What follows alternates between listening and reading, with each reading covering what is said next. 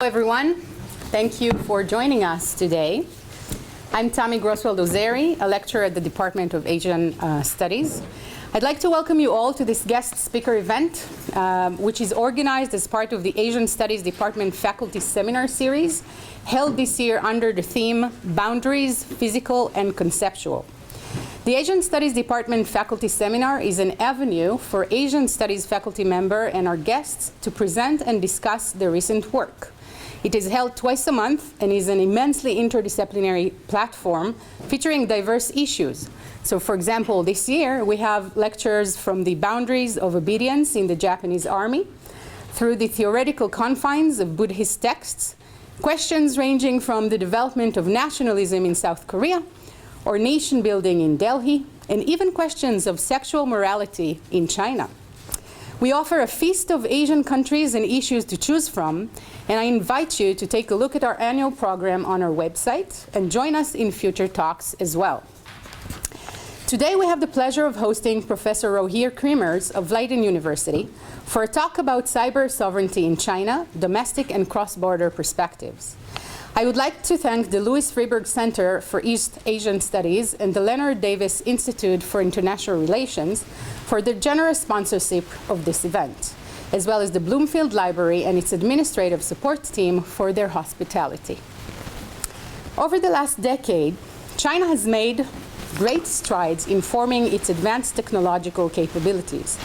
In many respects, the Chinese party state has successfully mobilized its political and legal apparatus, its people and capital, to develop and establish technologies in the service of governing its own nation, as well as projecting its powers on others.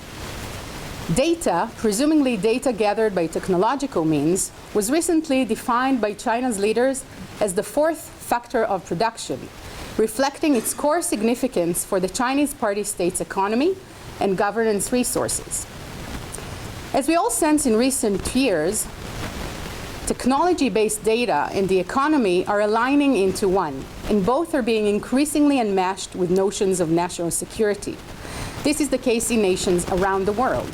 And so China's recent push to develop its cyber security ecosystem and build cyber sovereignty, which I hope Rogier will help us understand exactly what it means. This recent push carries feedback waves from various countries around the world and will surely carry immense implications on the rules and the norms that govern international relations, global flows of information, of business, of capital, and of people.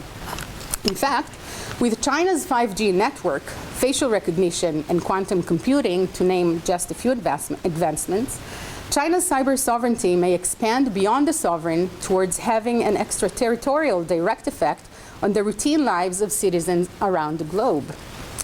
Is this part of China's known Great Harmony vision for global governance, a step towards Xi Jinping's view of a common future, community of shared future for all mankind?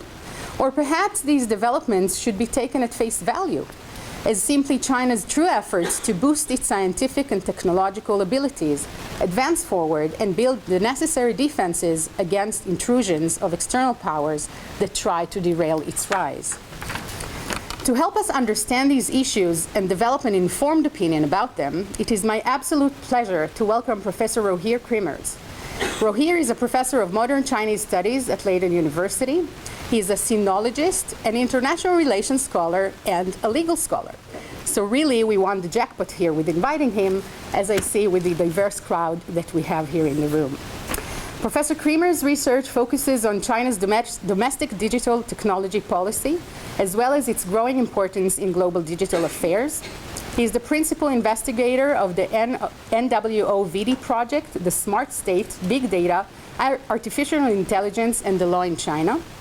At Leiden Asia Center, he directs a project on China and global cybersecurity, funded by the Dutch Ministry of Foreign Affairs. Professor Creemers is also a co-founder of DigiChina, a joint initiative with Stanford University in New America. Please join me in welcoming Professor Creemers. Thank you. Okay, let's see. We have a wireless one. Further? Oh, recording. Oh, of course.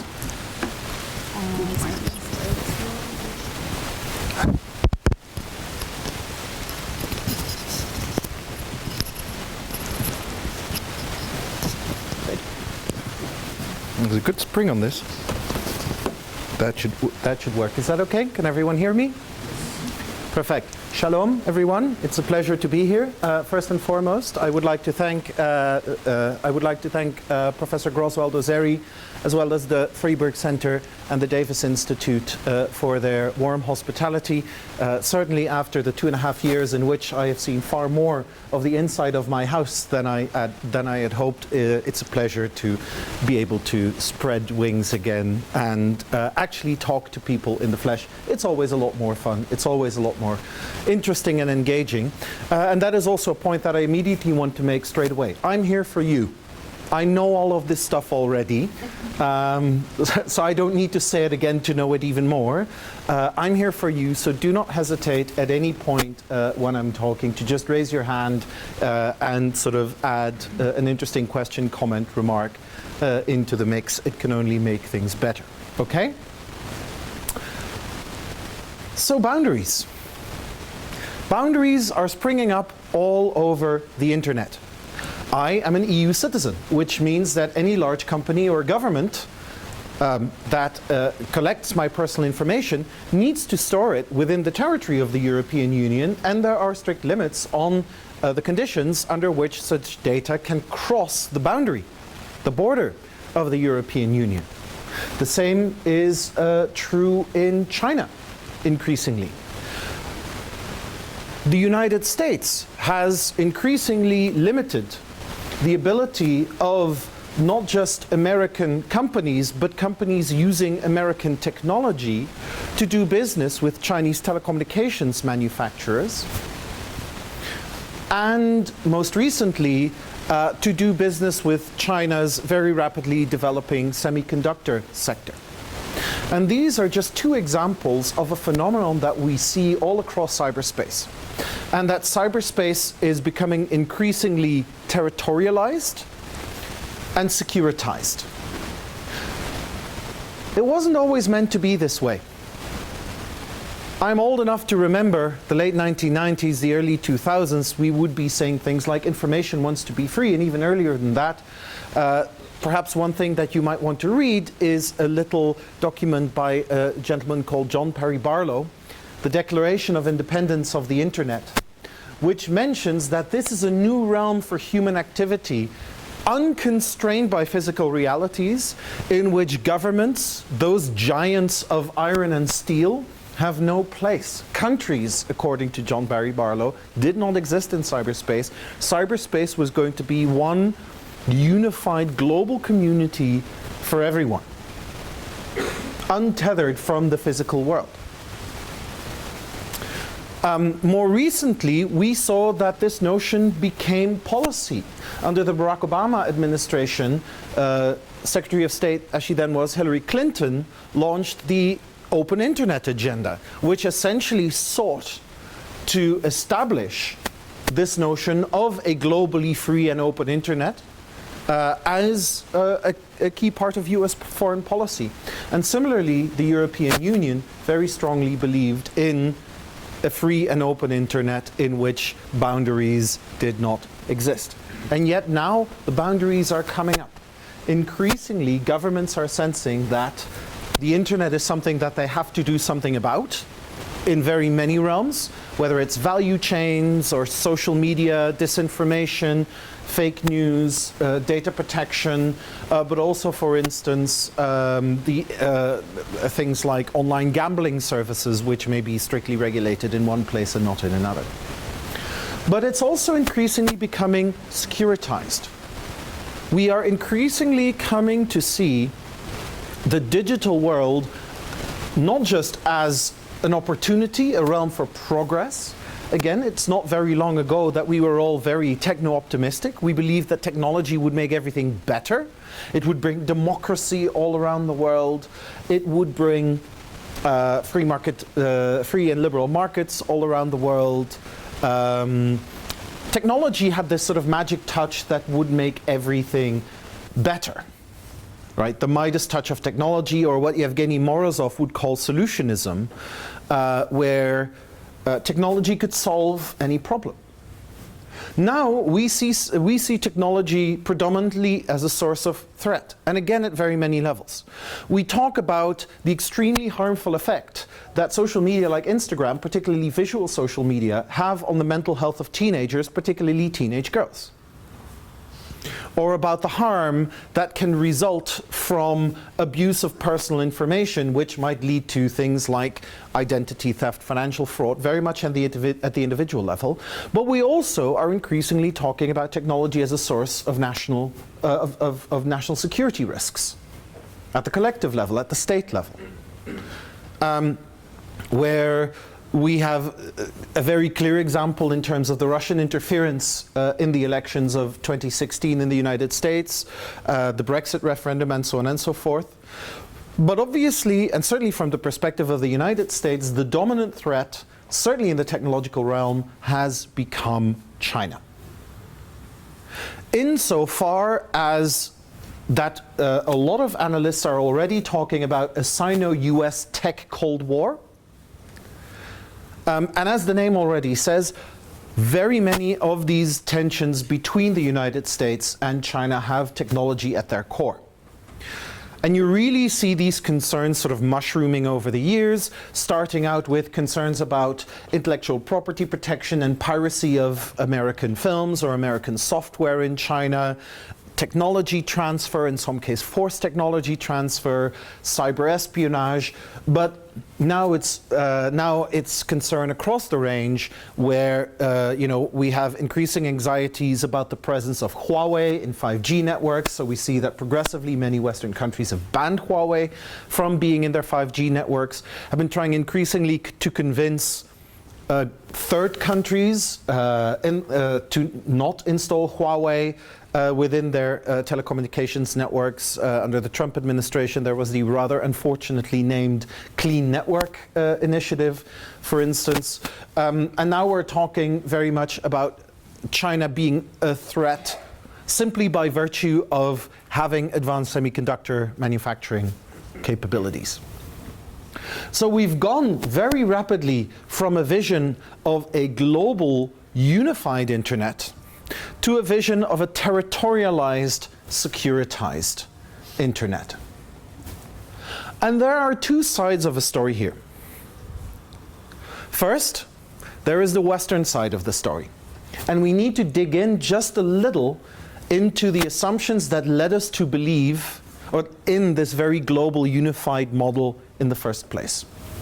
But then there is also, and this is going to be the biggest part of my talk today, there is the Chinese side of the equation.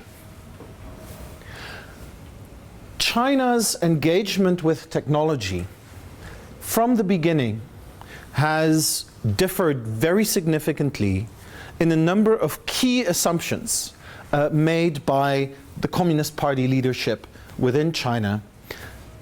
And given the fact that China is a Leninist single-party state, that really means a lot in the sense that, as you know, what Beijing says has a very significant impact on where the country goes. But let us begin here, because I always feel that it's a little bit instructive before we start talking about China to first sort of dig down into our own assumptions so that we know that where we come from. It's always good to put your own ideas under a spotlight. And one of the things that we see very clearly in this notion of the free and open internet is this idea of openness. But one-directional openness, right? There was this very strong conviction in the West after the end of the Cold War that the West was the only game in town, right? The end of history thesis that poses that,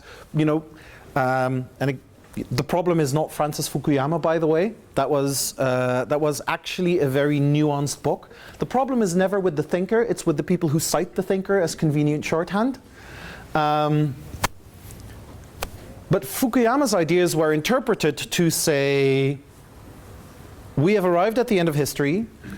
Liberal democracy plus free market capitalism are the culmination of human social development. Therefore, the rest of the world would do better to become like us, and either they still need to learn how to become like us.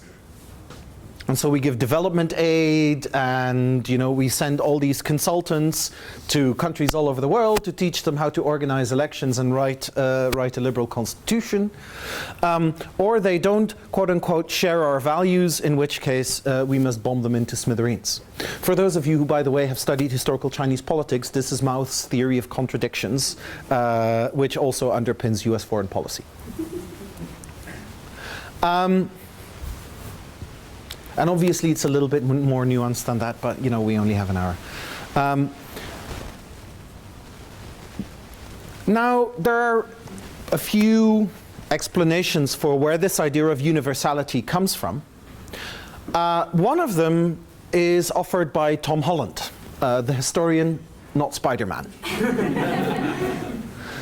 Tom Holland writes in his book Dominion that we very often underestimate in Europe and more broadly in the West the extent to which the world we live in has been thoroughly shaped by Christianity, and that many of the political, social ideas and principles that we hold are in effect secularized Christian notions. So one example that we could talk about, for instance, is the very notion of human rights. Now, I presume there's a few people in the room who've read their scriptures, and this is the book that we all share. How are we created again? How was Adam created? In the image of God. Bang on. In Renaissance political philosophy, that becomes interpreted as we are all created in the image of the divine. We all carry within us a spark of godly presence. Which means, as a certain American historical document puts it, we are all endowed by our Creator with certain unalienable rights. And so when we talk about human rights today, we tend not to mention our Creator anymore. We still have the rights. But the origin of that is very contingent, right? And China obviously is different. The last 2,000–3,000 years of Chinese political philosophy don't really talk about rights that you enjoy simply by virtue of being born. In the dominant strand of imperial Chinese political thinking, we are not born carrying a spark of the divine. We are born as incomplete human beings. And as incomplete human beings, our first task is to be socialized. And it's the task of society to socialize us. And therefore, we can only be human if we know our place in the grander scheme. There's a classical Chinese text called the Daxue, which has this beautiful sequence starting with, if you want the empire to be at peace, then your country must be well ordered. For your country to be well ordered, your clan must be well governed. For your clan to be well governed, your household must be run well. For your household to be run well, you as a person must be upright. For you as a person to be upright, your intentions must be pure. And for your intentions to be pure, your heart must be true. And then, kicker, for your heart to be true, words need to have a correct meaning. So from the notion of text as a carrier of cultural meaning, by the way, the next passage, it goes all the way back up again, right? If words are just, then your heart will be pure, your clan will be well ordered, your country will be well run, and then the empire will be at peace, right? So note how this doesn't say anything about rights. This says, for our society to run properly, here is your job, right? Start reading, start cultivating yourself. These differing concepts are incredibly deeply embedded within cultural traditions and create incompatibilities once different cultures meet, particularly when those views are so strongly reflected in what we have now, this technological blanket, this technological umbrella that covers us all and with which we all must live. Universality is another religious concept because you know, if you're a proper Christian, according to Tom Holland, there's two kinds of people. There's Christians and then there's infidels. By the way, it doesn't even take infidels. I come from a country where in the same city there are two Protestant theological universities. They're pretty much across the road from each other, and they've split because of an interpretation difference, I think, in one verse of the Psalms. Right? So, you know, humans will create differences whenever they can. But the point is, this idea of universality is again a secularized Christian concept that fits really well when you are the United States, when you are a preponderant global empire, and when you are the progenitor of new technologies that can spread those values, that can spread those cultural meanings, and earn you a boatload of money in the process, right? Because by and large, certainly in the 2000s, pretty much every major tech company was American. And if you look at US stock markets today, where has the engine of enrichment come from over the last 20, 30 years? What has been the driver of capital accumulation? A lot of it is either tech itself or tech driven, right? So you can have the religious explanation of universality. You can have the sort of global imperial explanation of universality. I think it's I think we're being unnecessarily reductive when we say it can only be one explanation. Usually human beings are complex creatures that individually or collectively act for a whole host of reasons, many of which are unknown to themselves. So life, like a good minestrone, is composed of many different things that cannot properly be separated out. So when we are talking about this globally unified internet, we're not stating a fact. We are stating an intention. We are stating an intention for a particular economic model, a particular political model, a particular set of values, a particular way of organizing interpersonal relationships, be they of a friendship nature or a romantic nature or an economic nature or a political nature. To say that this model is universal is in essence to stake a claim for a vision in which you want to spread all of that. And what we are seeing now is that that vision is coming to an end. And in a way that at least the territorialization of the internet in a way is normal. Something that I sometimes call the great normalization, where if you are, say, a car maker, if you're Volkswagen, Toyota, or Peugeot, it's perfectly normal that you have to make different car models for different countries because different countries have different regulatory requirements. And a lot of economic trade law, global trade law, has been has come with the intention to harmonize as many of these differences away because that's good for economic efficiency. But it's very normal that you have different compliance requirements in different countries. For tech, somehow we thought that that wasn't the case, but increasingly it is, right? But this is then also where we come up to the Chinese case, where the West, and certainly the United States, was the progenitor of the digital realm as we know it today. China was a prime recipient. And there's a couple of things that you really need to be thinking about here when we talk about the arrival of digital technology into China.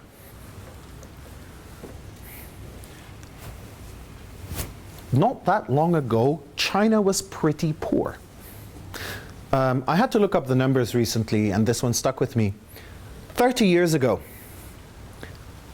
anyone want to guess the Chinese GDP per capita? $3,000 per person? Wildly optimistic. That was very generous. Hundreds? Pardon? Hundreds of dollars per person? In the hundreds, indeed. 350. 440, you were close, Tammy. In 1992, the Chinese economy was generating $440 of GDP per capita per year. Even in 1992 money, that's not a lot. You know, try living even a month on $450 today. I don't know what the inflation situation is like in Israel, but it would be difficult for me.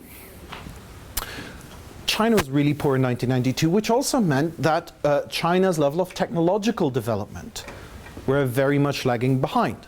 The internet comes to China in, if I remember correctly, 1994, but it doesn't really come to China because China actually doesn't have the technological capabilities to run an internet out of China itself. The Chinese internet for the first couple of years is run by the University of Karlsruhe in Germany. When I studied Chinese studies in the early 2000s, we were still faced with a problem that there was no proper way for Chinese characters to be displayed on computer screens. Can you imagine? Your computer not being able to display your own letters? Right?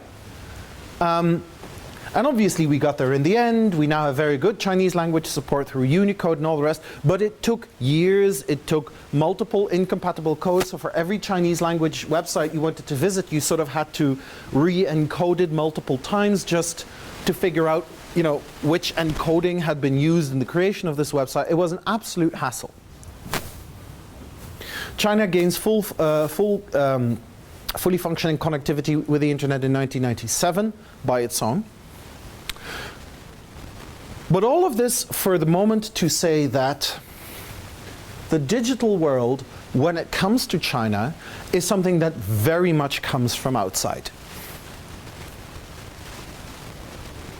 And so where the West has looked upon the internet as something to be proud of, as something that reflected the superiority of the Western model in the post-Cold War era, for China, technology is something that comes from outside and needs to be treated with a little bit of suspicion.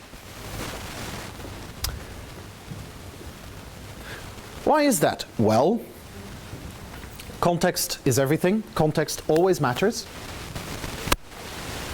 1997 is less than a decade after 1989, when not only the Chinese government was confronted with a wave of nationwide protests whose rather unfortunate ending, shall we say, brought the party very close to collapse, as close as it had been.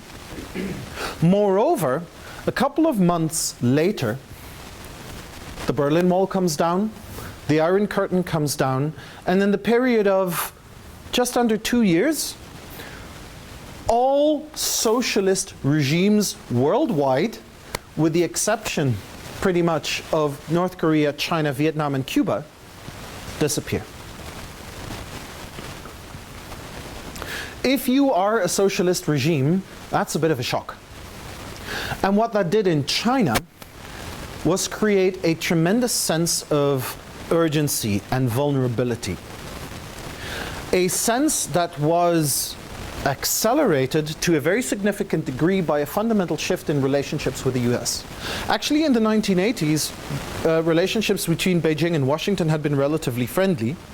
And one major reason for that is that the US and China were actually helping each other out in the Cold War. Nixon had gone to China in the hope of being able to use China as a sort of balance against the Soviet Union, and by the 1980s, China actually had become a spy base for the CIA. There were listening stations in Xinjiang, which was then up against the Soviet Union border, to conduct intelligence operations on goings-on on Soviet territory. Could you imagine that today? The CIA running listening stations out of Xinjiang. Right?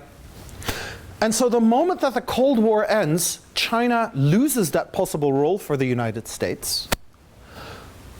the images of the tanks on Tiananmen Square go around the world, create an image of the butchers in Beijing.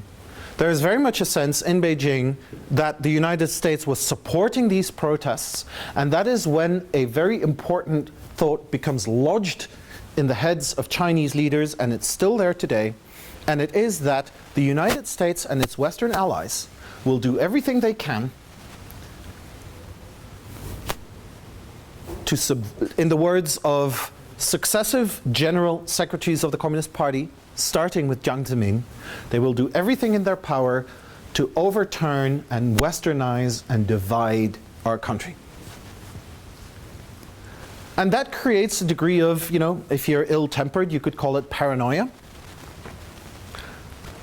That whatever the US does, it is very much aimed at overthrowing China. So China needs to gain far greater autonomy of action. More directly, however, a lot of this is also about information.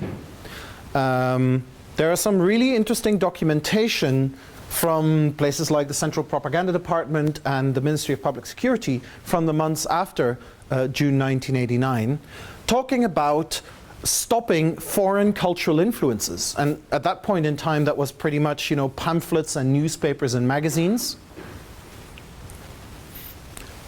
foreign information, and of course, over time, as media has evolved, those limitations have evolved. But the notion that there needs to be a very clear protective barrier around China to protect the Chinese people from manipulation and subversion by foreign hostile powers. You know, obviously China under Mao spent a long time in the global doghouse, very much an international pariah. Relative level of opening in the 1980s, but that door slams pretty much shut after 1989. And so what you see is after 1989, and for those of you who are suffering from insomnia, I deal with this in depth in my PhD thesis, which you can download free of charge from the Maastricht University repository. They start building up a very strict system of media control, which with regard to the outside world, is bent at making sure that the Chinese government retains overall control of information coming in from outside. Now, it's not the easiest thing in the world to do, but in a period where media had to be by and large physical, and in a period where very few people in China spoke a foreign language or had regular interactions with foreigners, it was relatively easy to manage, right? You could take the physical goods, and in some cases, you know, you would get your copy of The Economist or whatever, you know, it'd be in your international hotel in China, wherever, and there would be articles that were cut out. You know, still today, there are extremely strict limitations on the number of foreign films that can be shown in Chinese cinemas. And again, that's something very easy to deal with when film comes on tapes that are wrapped in these big metal boxes, right? These things are not necessarily very easy to get across borders. You can check for that. But this is then where the internet presents a very new challenge for information control, and that is the fact that because internet information is immaterial, it's a series of noises on an ADSL cable. I don't know if you remember the time when computers made a noise when you connected them to the internet. Very much a noise of something highly illegal being done to a small animal. Now it's light. Right? It's just pulses of light. That is much, much more challenging to intercept. And so we see that the first step, pretty much straight away, that the Chinese government takes when it becomes globally connected to the internet is it starts working on on trying to find new ways to control information coming in from abroad. And a first step is criminalization of subversive acts, right? If you cannot stop the information itself that easily, you can definitely punish the people who circulate it. And so already we see in the year 2001 that we get the first criminal conviction for speech crimes through the Chinese internet, which is a young Chinese gentleman who is using BBS services and email lists to send around newsletters with information about China copy-pasted from Western media that he gets from a friend who lives in the United States. 2001. But also around that time, what we see is the birth of a technical solution to the problem that becomes known as the Great Firewall of China. The Great Firewall of China is very much a response to a very peculiar domestic problem in China, and it's called Falun Gong. What is Falun Gong? On the one hand, its supporters would say that it's a perfectly harmless spiritual organization that deals in breathing exercises and life advice, and if it would be founded today, it would be extremely Instagram. The Chinese government's position on Falun Gong is that it is a subversive heretical sect that needs to be fought as hard as possible. And I don't really care who is right or wrong.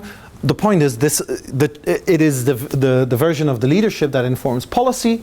There's a lot of support for Falun Gong in the West because, hey, there's a lot of support for anything about bringing the light of democracy or freedom or whatever to China. It's also a sort of historical moment of, Oriental spiritualism. It all looks very nice. And so the first iteration of the Great Firewall of China is really a technical solution to the problem of Chinese language, Falun Gong related information being sent into China by diasporic communities. Because it's one thing, to deal with English language information. Certainly at that point in time, there's early 2000s, there's just not very many Chinese people who have a working level of English. Chinese language information, however, I think we can presume that there's a whole bunch of people in China who speak Chinese.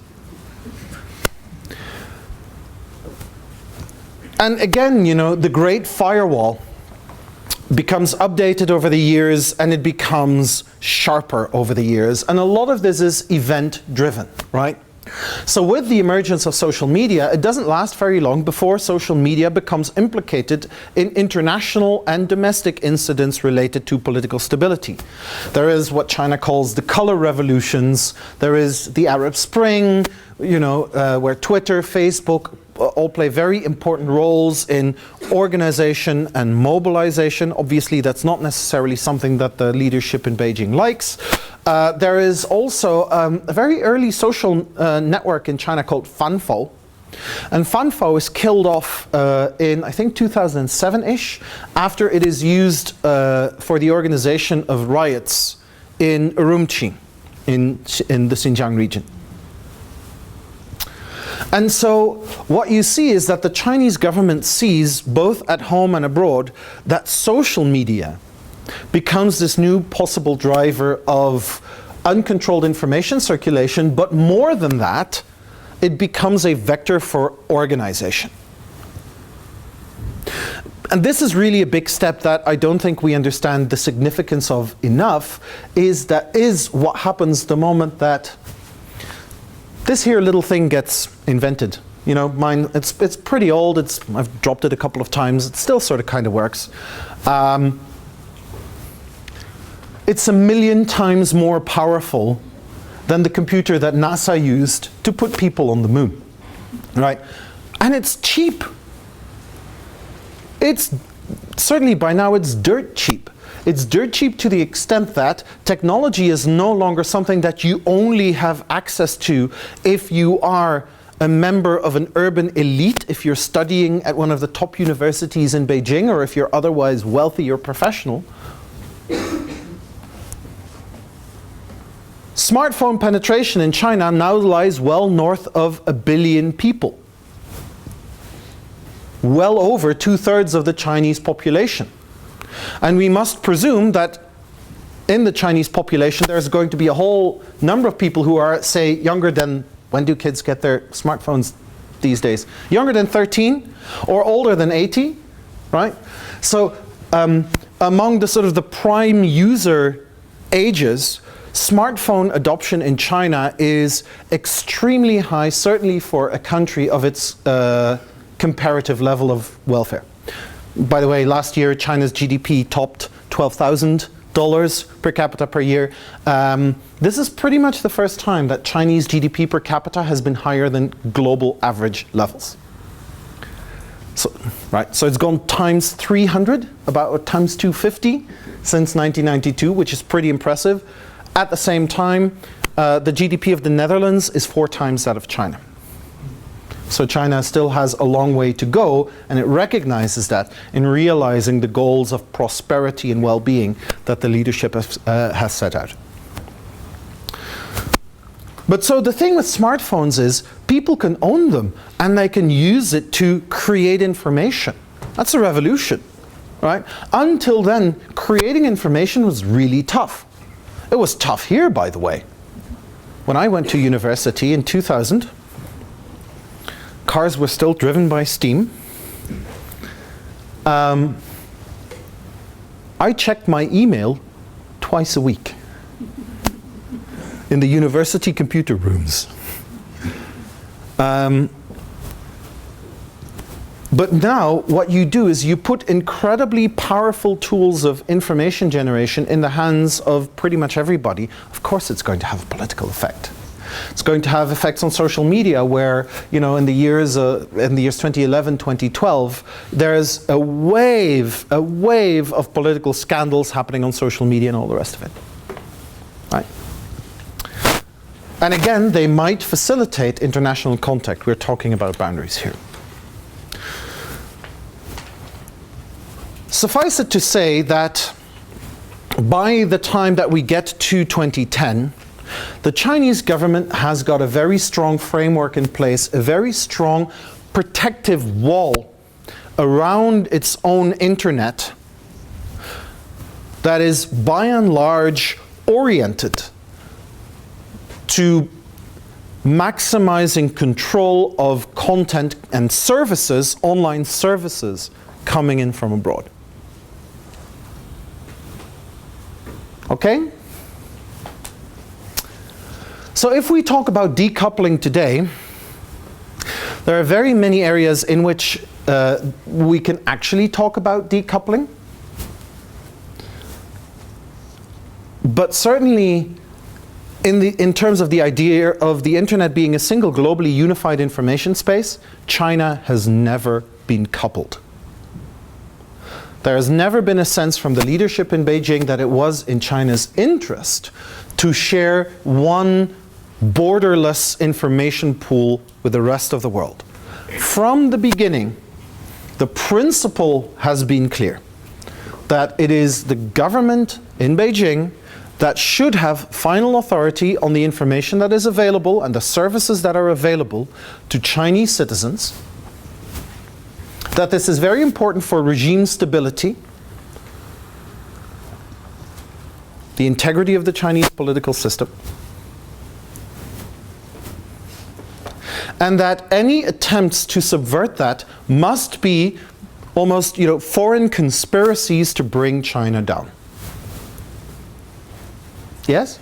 Now with the VPN, that China, like everywhere in the world, you can download an app and change your VPN. Mm-hmm. So also in China, they can download the app and change the VPN to the United States, to Israel, to everywhere. Can the Chinese firewall can still the Chinese them and track what they bring into China? The Great Firewall of China is not perfect, but it doesn't have to be. It has to be good enough. Sort of like, when I left my house for the airport, I locked my door, but what I didn't do is order the police to put 10 policemen in front of my house when I'm traveling. The king of the Netherlands has 10 policemen in front of his house, you know, because he needs a higher level of protection than my house does. So it's just a question of what level of protection do you need to achieve particular goals, knowing full well that perfection is impossible. Nonetheless, the government in Beijing has thought about this. You cannot offer a VPN service to customers in China that is not registered with the government. So yeah, you know, there are hundreds of very clever people in the Chinese bureaucracy thinking about loopholes and dealing with them. Which automatically means, I mean, it's a little bit of a cottage industry among a particular kind of Western China watchers to, you know, predict the crisis that will bring the Communist Party down. If such a crisis is ever going to happen, it's probably going to be unexpected. Because everything that is imaginable, the Chinese government has already put a team on to try and deal with it. Anyway.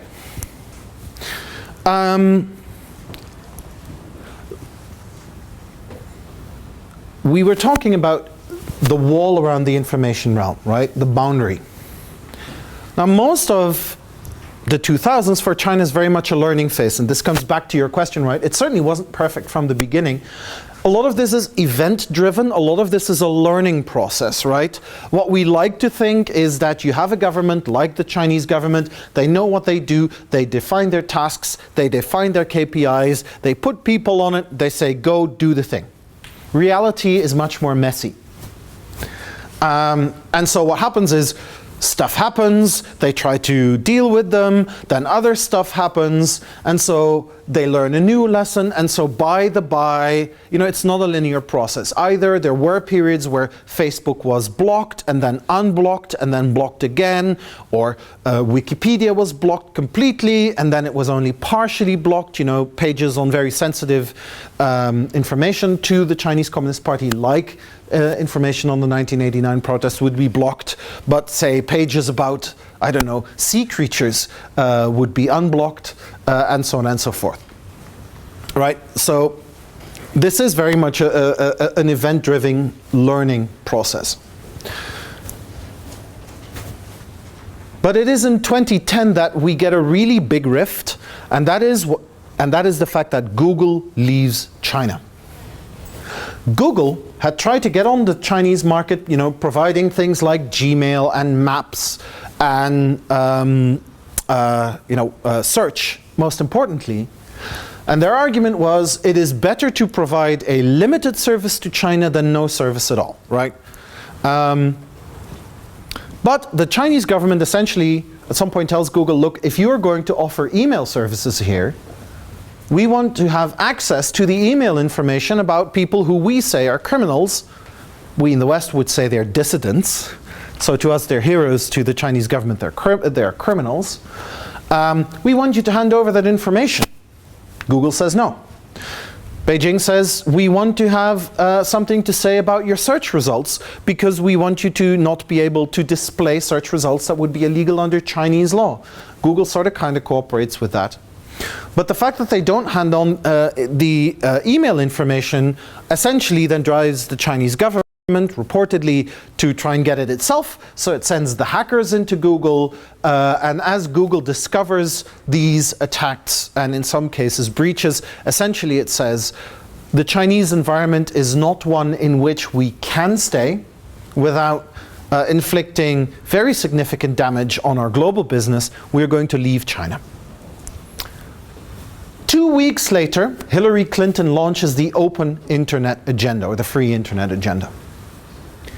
And in Beijing, as I said, you could unkindly but not completely incorrectly call it paranoid. Beijing is very much convinced that whatever Washington does is always oriented and aimed at China. So they see this as not a coincidence, and they say, no, we've now come at a juncture where we need to clearly say what we stand for. And what we stand for is sovereignty. Sovereignty, by the way, is another one of these Christian concepts that has become secularized over the years. But it means something very specific. from the Chinese perspective, very Westphalian in its way, but also something very Leninist. Leninism is not a substantive political theory. It has very little to say about, classical political questions of, what is justice? What is a righteous form of rule? What is virtue? Leninism is an organizational theory that instructs you on how to take over a society.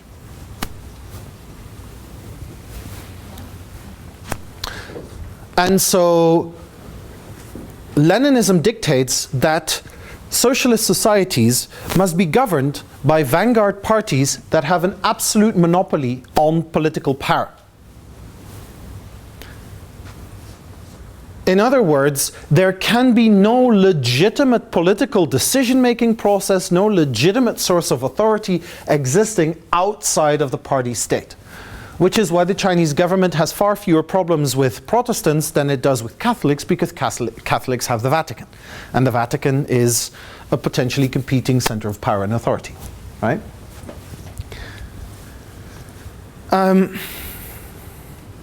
What does sovereignty mean from the Chinese perspective? Well, it essentially means no interference. And at first, this is largely in the realm of information, right? We want to be able to control what information Chinese people have access to, but also what information exists about these Chinese people, right? Gmail-related communications data, and we want to have at it. And so if you're going to be in China, you cannot say no to us. There is no one but the Communist Party of China and the party state that it runs that has political authority. So it's an assertion of political power. Gradually, however, that assertion of political power that in the beginning is primarily aimed at information also starts being aimed at information-related businesses, activities, and issue areas. And we see this snowballing over the following years when, for instance, the Snowden revelations demonstrate the extent to which the NSA is using American technologies to hack into pretty much anyone around the world that they want to hack into. There is also a decision by Microsoft to discontinue security support for Windows XP. This is 2012, 2013. Around that time. And that demonstrates to China another problem, and that is, wait a minute, the internet relies on so many of these companies, very few of which are Chinese. And a company like Windows XP, Microsoft was right to end support for Windows XP. It was an absolute horrible operating system from the beginning, and by that time it was leaky as a sieve. The problem was it still powered over 2/3 of computers in China, including computers in the military, in critical national infrastructure, in large state-owned enterprises. Granted, very few of those Windows XP copies were actually copyrighted and paid for, but that's a different question.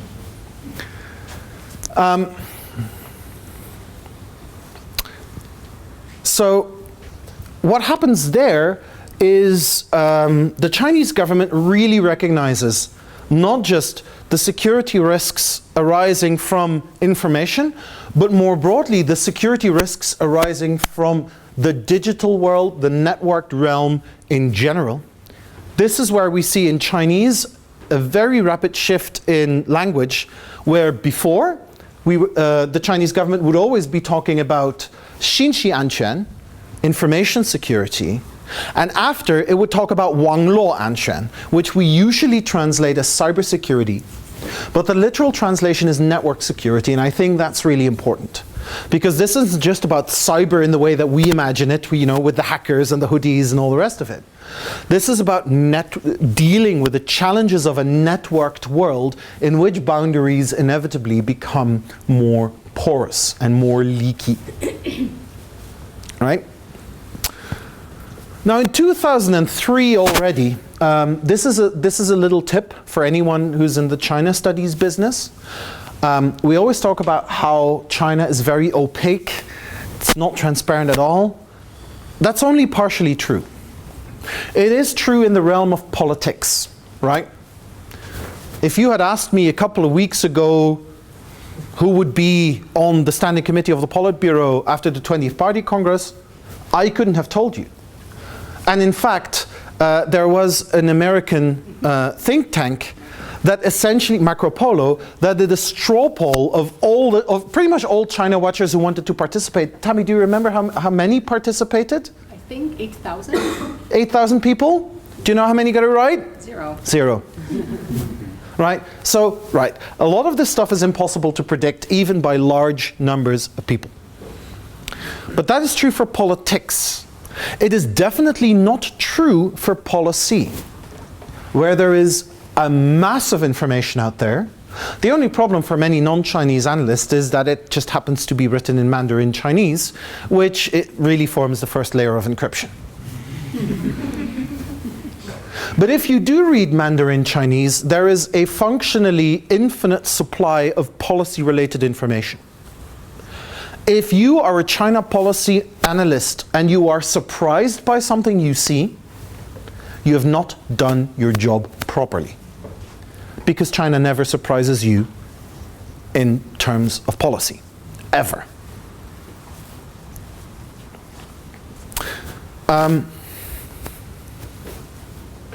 Shifts, it changes. China does what I sometimes like to call relentless gradualism, or relentless incrementalism in policy terms, where, you know, policy, it is set and then it grows, and, you know, there are some new words that are brought in, and as something becomes more or less important, you see some bureaucratic changes. So in 2014, for instance, we see the establishment of something called the Central Leading Group for cybersecurity and informatization, which is a top-level coordinating body chaired by Xi Jinping personally, to coordinate all digital policy. And you could say, whoa, that's big, that's new. Yes, actually, that same body existed before, but it was at the prime minister level instead of the general secretary / president level.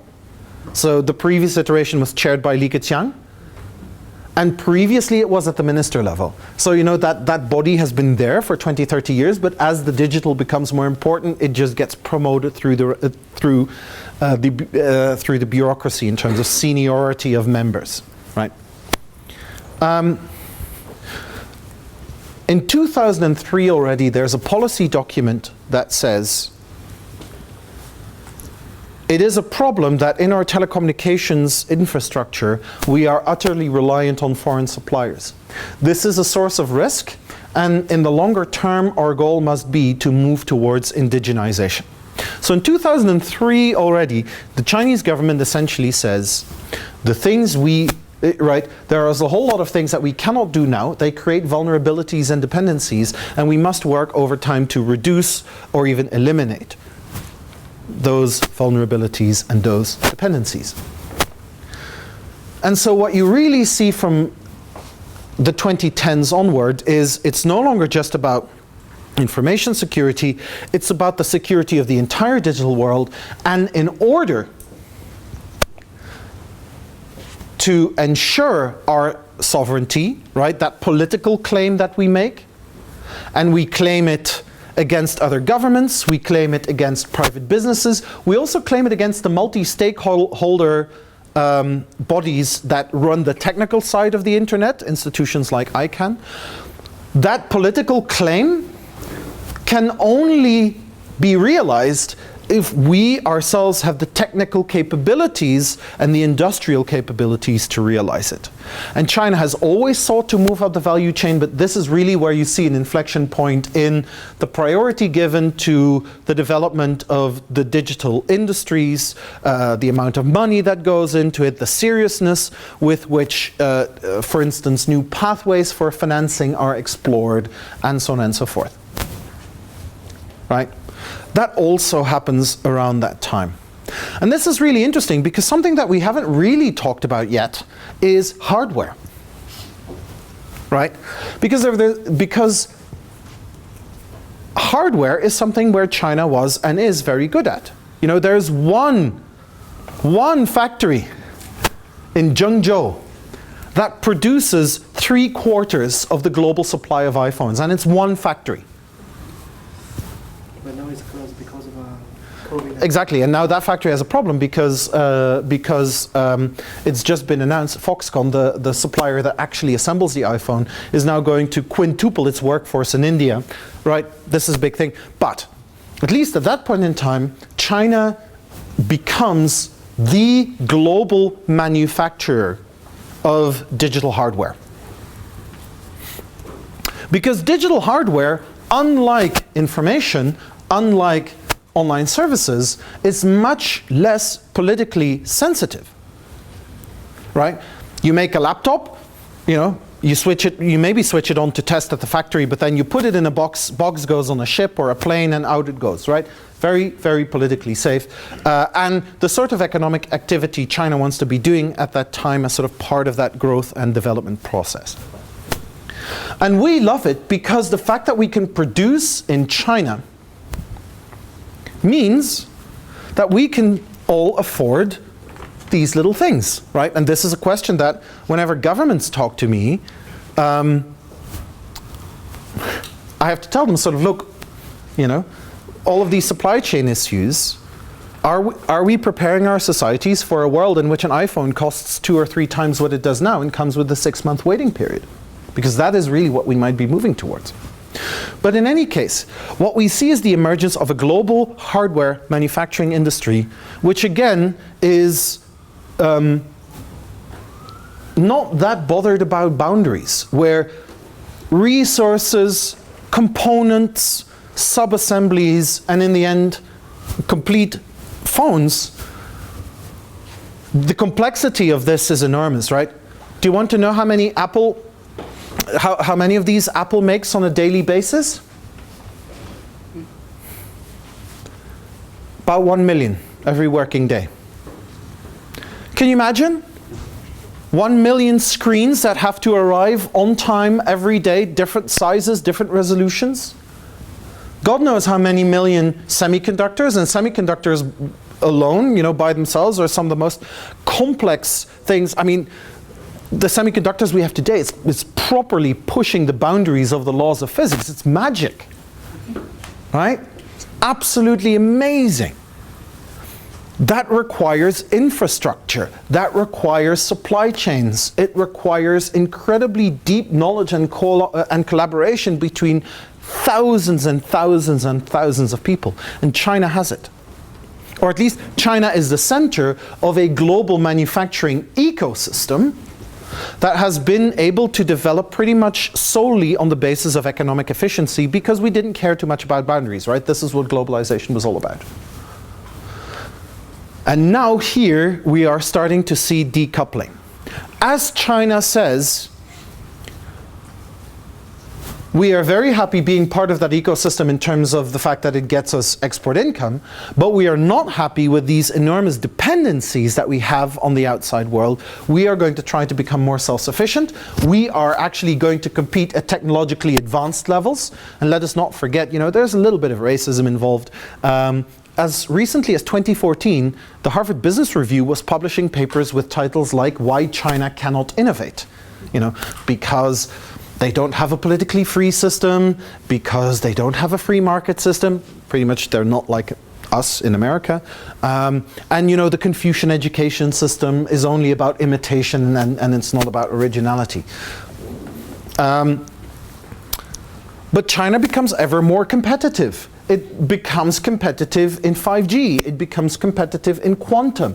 It becomes competitive in AI, or at least it announces global leadership aspirations. And the word leadership in the US is increasingly sort of rendered as domination, and is being used to sort of, you know, or it helps to sort of trigger fears about China. And so as China tries to mitigate its own vulnerabilities and its own dependencies, the rest of the world is increasingly starting to see China's greater capabilities as a risk. And suddenly they're waking up and they're saying, whoa, maybe this deterritorialized approach to hardware manufacturing on which we all depend is becoming dangerous because China is becoming way too good at this. You know, a lot of China discourse in the West is sort of, you know, you have a Schrödinger China, which on the one hand is really stupid and backward and they cannot innovate, but on the other hand, they're like these highly sophisticated, incredibly competent people who must be stopped at all costs, right? Pick one, please. But